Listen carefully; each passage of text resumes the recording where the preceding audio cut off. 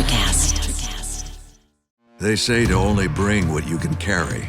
So with the all-new 2025 Ford Expedition Tremor, bring a lot. Like 3 dirt bikes, a few tents, an entire crew ready to make memories. A panoramic 24-inch display, and the confidence to push your limits. The all-new 2025 Ford Expedition Tremor. Always consult the owner's manual before off-road driving. Know your terrain and trail difficulty and use appropriate safety gear. Max payload varies based on accessories and vehicle configuration. See label on door jamb for carrying capacity of a specific vehicle. Always properly secure cargo.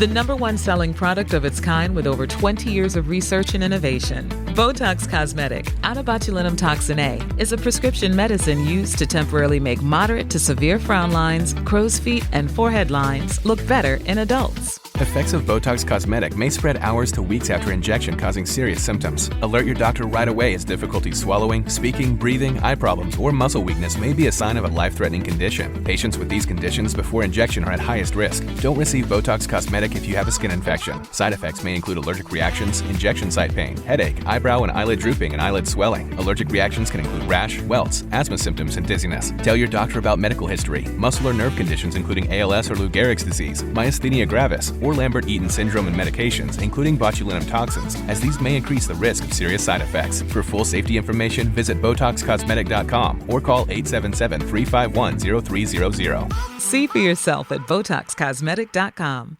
Hold on to your butts. We are changing the course of history as we see it. That is what Wesley demands. Now, this affects Iris. Iris, where are you? What you feel only matters to you. I do not entertain hypotheticals. The world as it is vexing enough. Iris, I have a tip for you. Don't take drugs! Or whatever movies with Wesley and Iris. Oh, yeah. Bow, bow. What up and welcome to Or Whatever Movies. I'm your co-host Iris, and I'm here with my older brother, Wesley. And today we're discussing a favorite, a classic, a love letter to Chicago. John Hughes's Parker Lewis Can't Lose.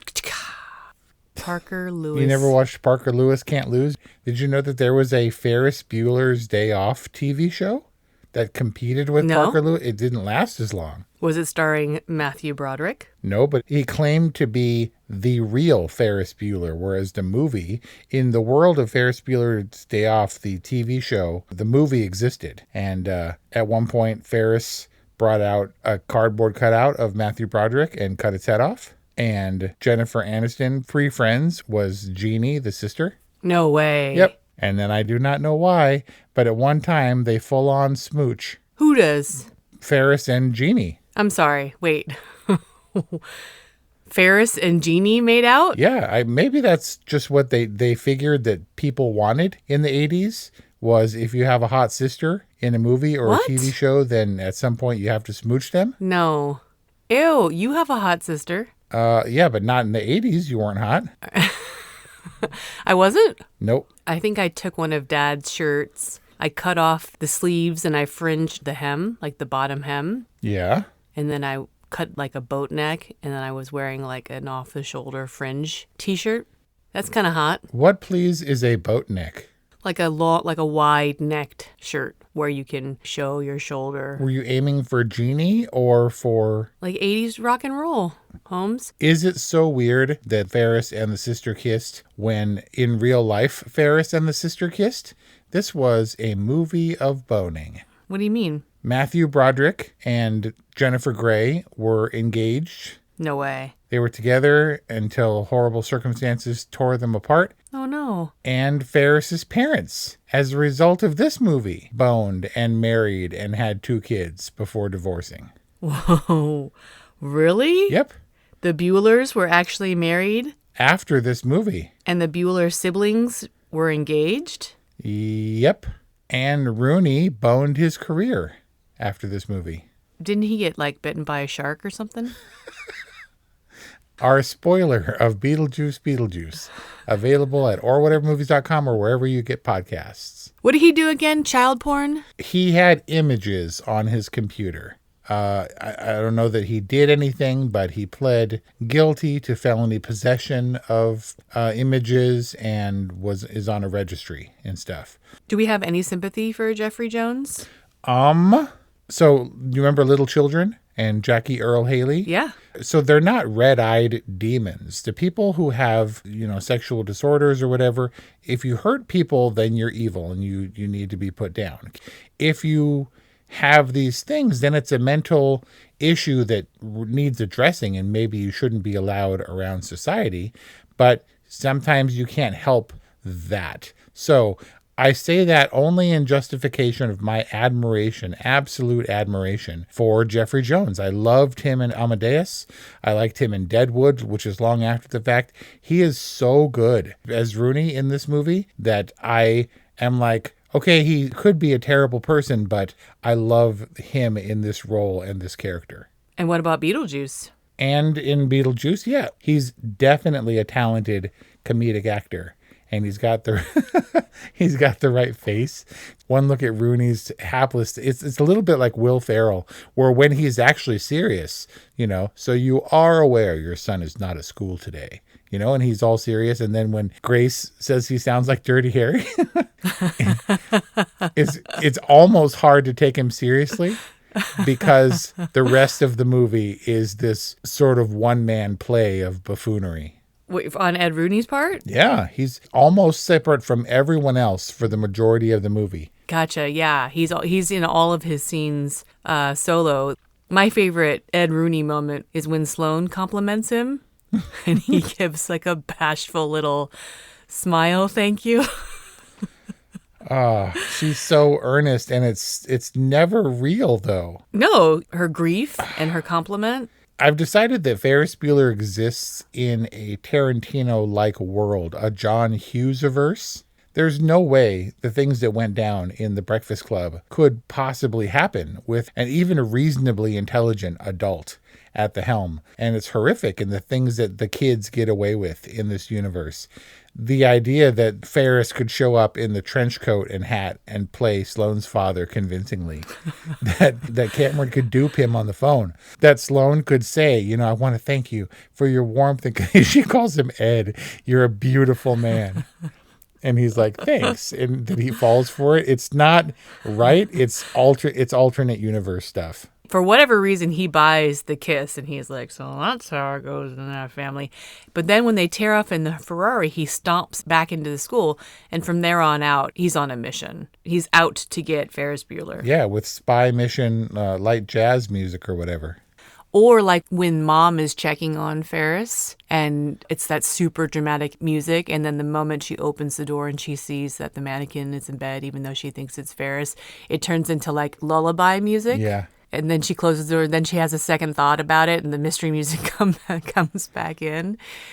It's so obvious when I'm critically aware of how manipulative the music is, but it's so seamless in the way it plays out, especially if you're immersed in the world of Ferris Bueller. What did you call it? The Hughes-averse? The John Hughes-averse, yeah.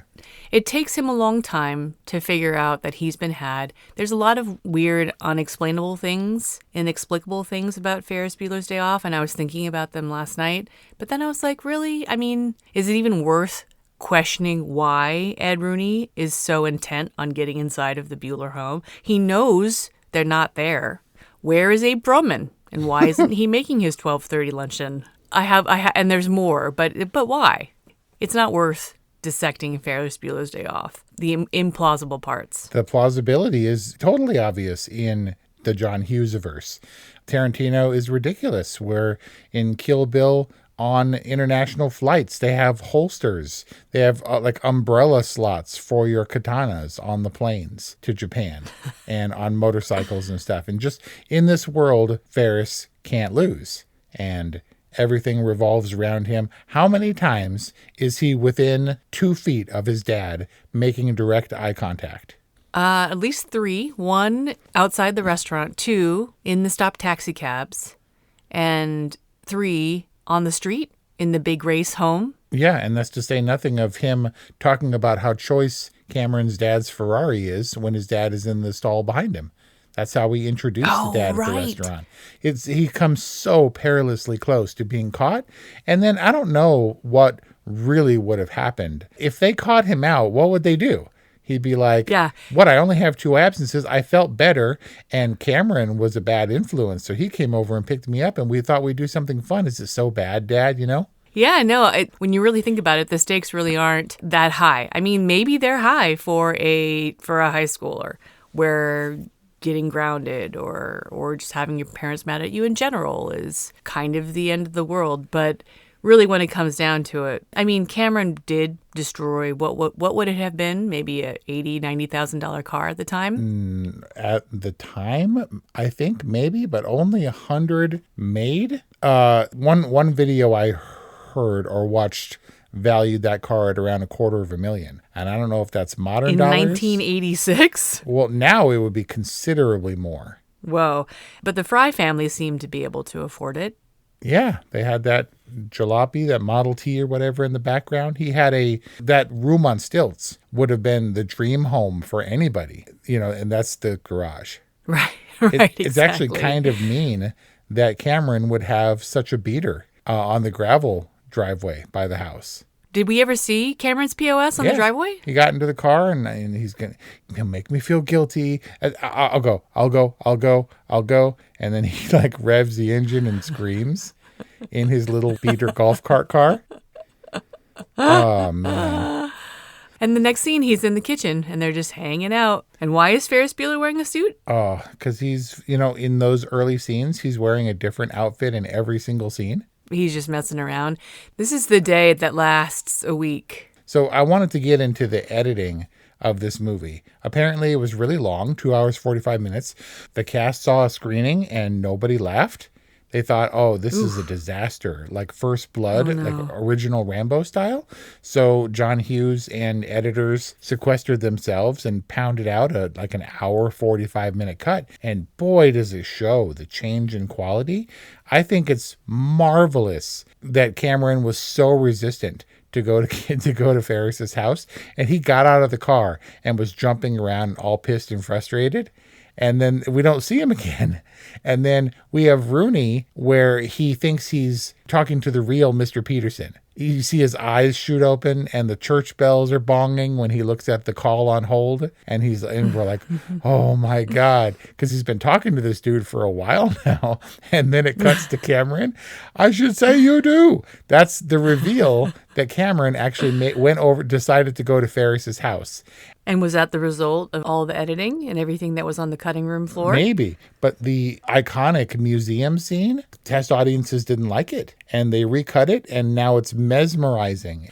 It really is surprisingly emotional. It's like, I'm falling deeper and deeper into that little girl's eyes. It's so mesmerizing, but also so very artificial and affected.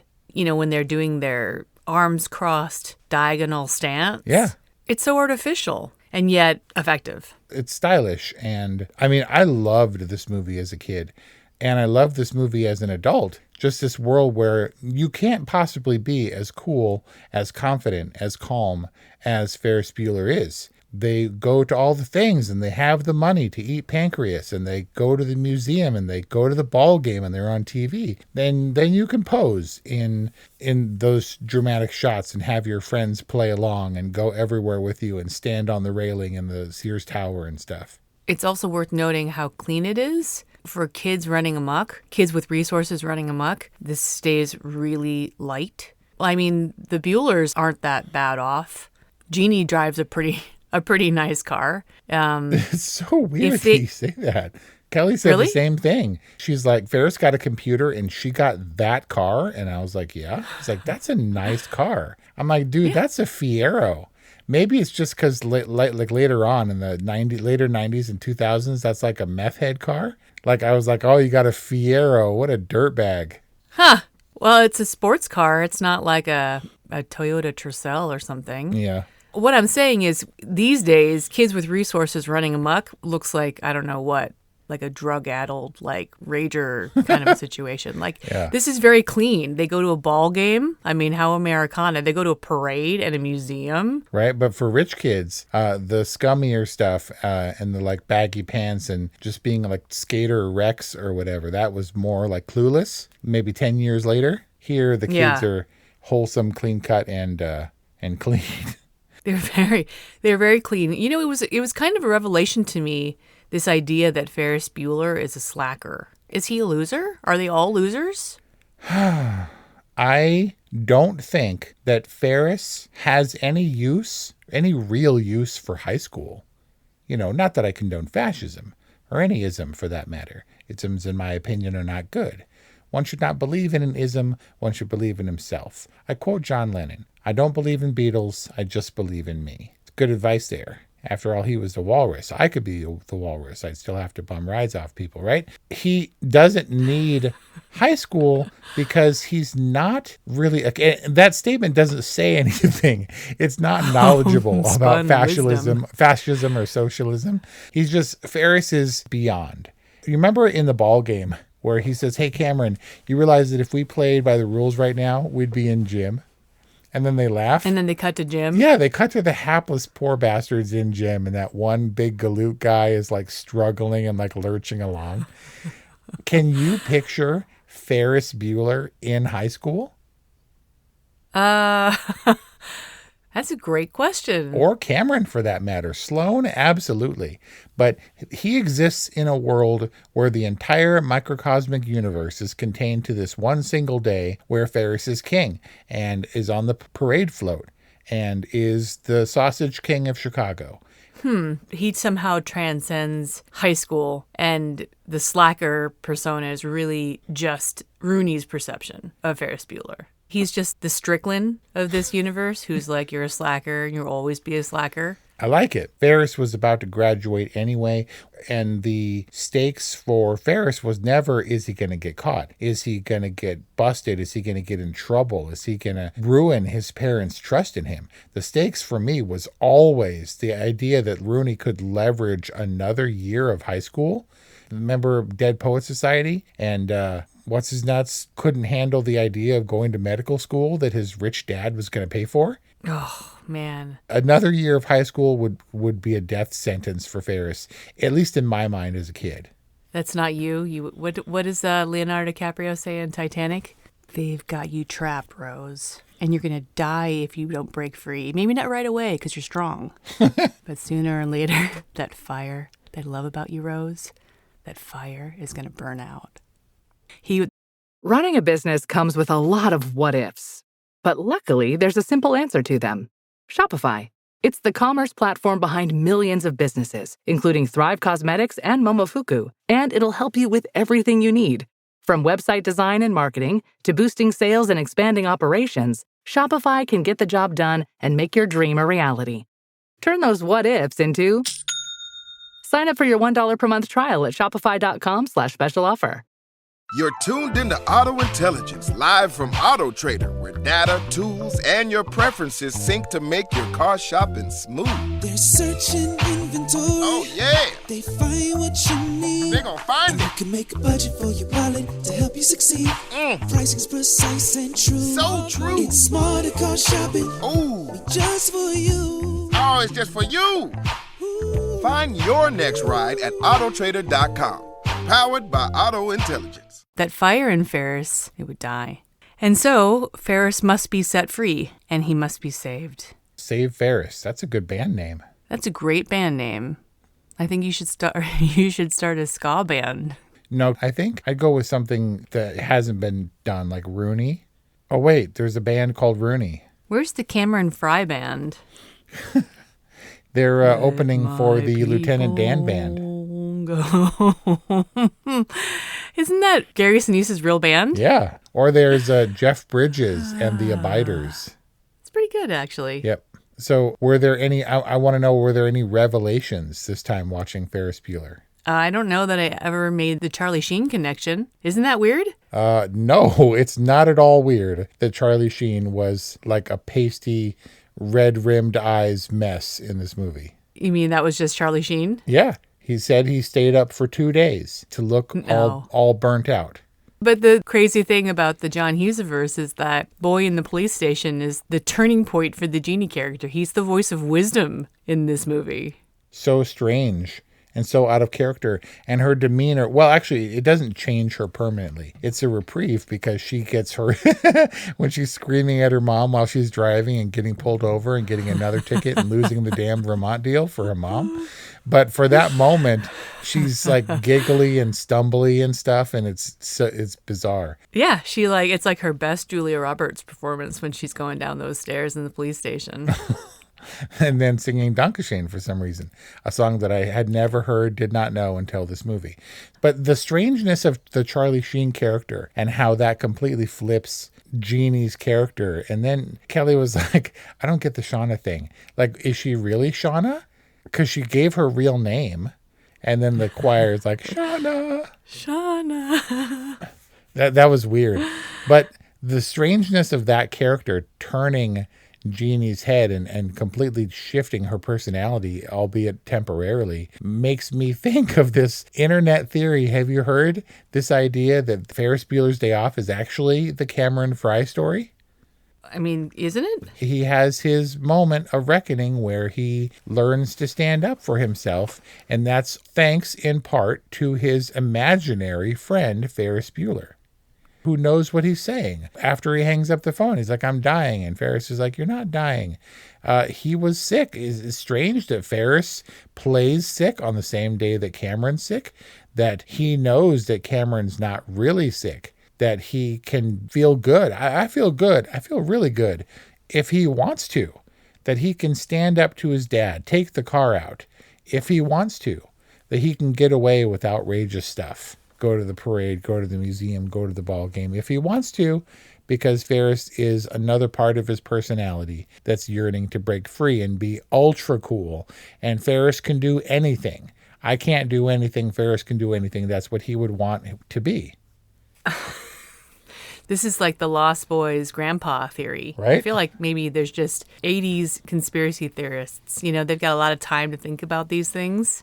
Now, the fact that Rooney's separate from all this and he's also chasing Ferris doesn't lend to it all to Ferris only being in Cameron's head. But it was kind of a cute theory in as much as Ferris is Rooney's imagined nemesis, you know?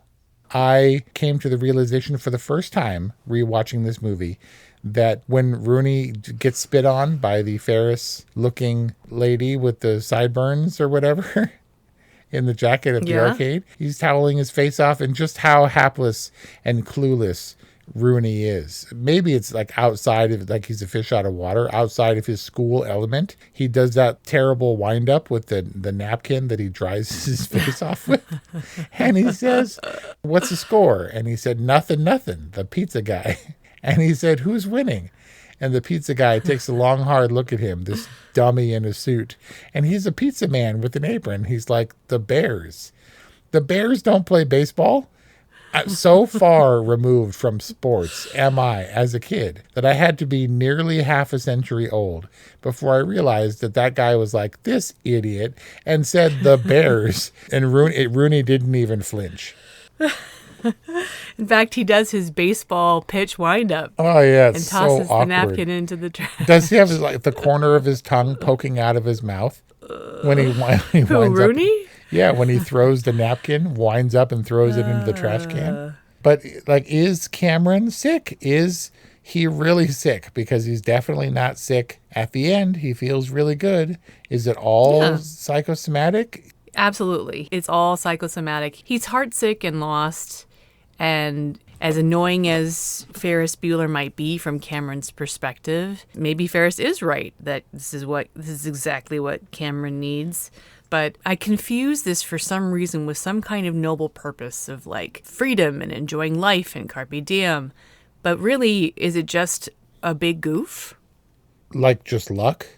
Just a lark. Just a couple kids goofing off. No, it's absolutely a lark and intended to be different from the real stakes or what Ferris's future, the ruin his life it will become 15 years later, if Rooney's proclamation or if his forecast comes to pass. Right. No, definitely fun. Definitely, he's a leader for sure, but I don't know if alpha male can transcend the negative connotations that now come with that term. He's just so effective at what he does that I think the world of rules don't apply. He's just beyond all that stuff. I don't think they're slackers because he can do anything. His future is secured. Cameron's future is assured. He'll go to college. Ferris will go to college. There's nothing he can't do. He's going to be just fine. So I'm not worried about him at all. Rooney saw the 9 absences, can't do anything about it. It's not like Jeannie held his wallet as evidence. She threw it into the muck and he got mauled by the dog. He can't do anything. You just can't square off against Ferris Bueller and come out ahead. It makes it a lark. It makes it wonderful and joyous. Like, I was shocked as a full-blown adult how emotionally moved I was by the parade. They didn't even know he was the Ferris Bueller of legend. They were rallying around this lip-syncing kid who stumbled onto a float and grabbed a microphone. It's just, we're all revolving around Ferris Bueller. I mean, everyone seemed to know Ferris Bueller. Everyone at the police station, everyone in the English literature department, the people who man the water tower. I mean, maybe the crowd knew that they were in the presence of a legend. Yeah, the journalists of the Chicago afternoon newspaper, they jumped on that story. Community rallies around sick youth. That's right. Exactly. Oh, man. And I love it. And I love that every time that happens, it's just another moment to just rile up Jeannie. Oh. It's like fuel for her quest to take down her brother. So good. Oh, the editing stuff that I was talking about. Jeannie's moment. I mean, she gets in 3 fantastic kicks to the beak, right? And then she turns, so he hits the ground. She heads up the stairs. His head hits the ground. She rounds the corner and then his feet settle, his feet spread apart on the ground. She kicks him 3 times in the face and is upstairs and around the corner before he finishes hitting the ground. That's all editing. That's all editing. Magnificent editing. You know that she kicked him 1 time and they reproduced that kick from I don't know how many different cameras, but they made it 3 kicks. Wow. Yeah, no, it's 3 kicks in rapid succession. She's definitely a black belt in some martial art. And then the scream before she, that's the best part about the kick is that she's actually scared. Like, it's that she's not like tough girl, like, this is my home, I'm going to defend it. Like, she's genuinely afraid, but she also takes him out very deftly. And like you said, hightails it out of there before he even hits the floor. All great physical acting. Likewise, the kiss between Ferris and Sloane that puts Rooney off a little bit.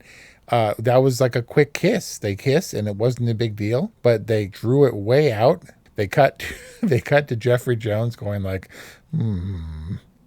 And just a quick kiss that in editing they elongated, which is a really good testament to this thing. You know what I also realized in this movie? Does it make sense to you that Jeannie is Ferris's younger sister? Oh, no. Is she? There's multiple kids, apparently, that were cut out. You can see them on the dad's desk. But Jeannie is the middle sister. Ferris is about to graduate. Hopefully Rooney will let him graduate. But Jeannie, unless they're fraternal twins, which they might have been in a script at some point, but Jeannie's still in high school. Isn't so-and-so expecting you in consumer ed class? Probably. And Jeannie's still in high school, and Ferris is definitely a senior. So unless they're twins, Jeannie is his younger sister somehow.